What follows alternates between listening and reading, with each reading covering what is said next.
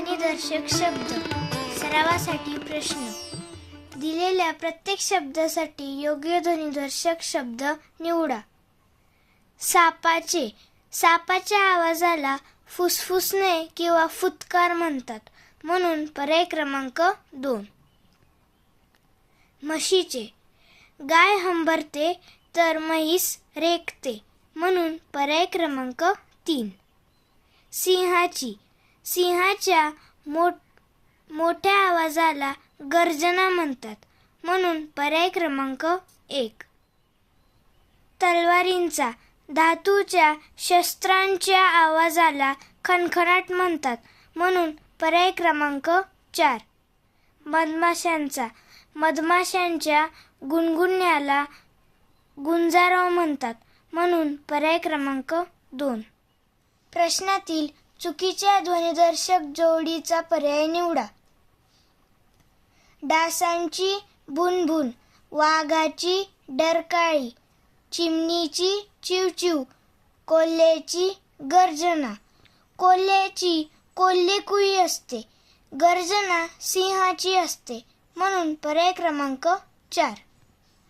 सटकन निसटणे, खळकन फुटणे, मटकन वळणे, धपकन पडणे. मटकन हा शब्द हालचाल दर्शवतो, तो ध्वनिदर्शक किंवा आवाज नाही, म्हणून पर्याय क्रमांक 3. पैंजणाची छुमछुम, नाण्यांची किणकिण, थेंबांची टपटप, ढोलाची ढमढम. किणकिण ही बांगड्यांची असते, परंतु इथे नाण्यांची दिली आहे. नाण्यांची छनछन असते, म्हणून पर्याय क्रमांक 2. टरकन बसणे, भुरकन उडणे, गरकन वळणे, गटकन गिळणे.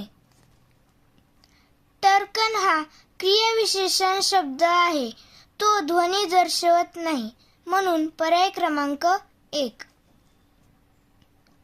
हत्तीचा चित्कार, हंसाचा कलरव, भुंग्यांचा गुंजारव, घुबडाचा केकारव. घुबडाचा घुतकार असतो, केकारव हा मोराचा आवाज आहे, म्हणून पर्याय क्रमांक 4. रिकाम्या जागी योग्य ध्वनिदर्शक शब्द निवडा. गेले 2 दिवस पावसाची टिंबटिंब असल्यामुळे घराबाहेर पडता आले नाही. पावसाचा सतत पडणारा हलका आवाज रिपरिप असतो, म्हणून पर्याय क्रमांक 3. शाळेच्या घंटेचा टिंबटिंब होताच मुले वर्गाबाहेर आली. घंटेच्या मोठ्या आवाजाला घणघणाट म्हणतात, म्हणून पर्याय क्रमांक 1. तलावातील पाण्यात भिजून झाल्यावर राजहंसाने पंखांचा टिंबटिंब केला. पक्षी पंख हलवतात तेव्हा फडफडाट आवाज होतो, म्हणून पर्याय क्रमांक 2. सकाळी कोंबड्याचे टिंबटिंब ऐकून आजीला जाग येते. कोंबडा जो आवाज देतो त्याला आरवणे म्हणतात, म्हणून पर्याय क्रमांक 4. वसंत ऋतूत कोकिळेची टिंबटिंब अनेकदा ऐकू येते. कोकिळेच्या आवाजाला कुहू कुहू म्हणतात, म्हणून पर्याय क्रमांक 2. पावसाळा सुरू होताच बेडकांचे टिंबटिंब सुरू होते. बेडूक पावसाळ्यात डराव डराव असा आवाज करतात, म्हणून पर्याय क्रमांक 1. पुढील प्रत्येक प्रश्नातील योग्य उत्तराचा पर्याय निवडा. प्रकाशाचा लखलखाट, तसा तारकांचा टिंबटिंब. तारे लुकलुकतात म्हणून त्यांच्या प्रकाशाला चमचमाट म्हणतात, म्हणून पर्याय क्रमांक 3. पक्ष्यांच्या मंजूळ आवाजाला काय म्हणतात? पक्ष्यांच्या गोड आणि सततच्या आवाजाला किलबिल म्हणतात, म्हणून पर्याय क्रमांक 1.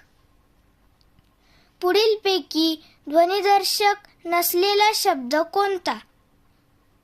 गुदकार, चित्कार आणि फुत्कार हे आवाज आहेत, परंतु सत्कार म्हणजे सन्मान, म्हणून पर्याय क्रमांक 4.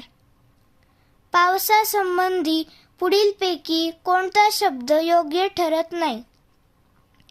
रिपरिप, रिमझिम, गडगड हे पावसासाठी वापरतात, परंतु झरझर हे हालचालीसाठी वापरतात, म्हणून पर्याय क्रमांक 1. थँक्यू.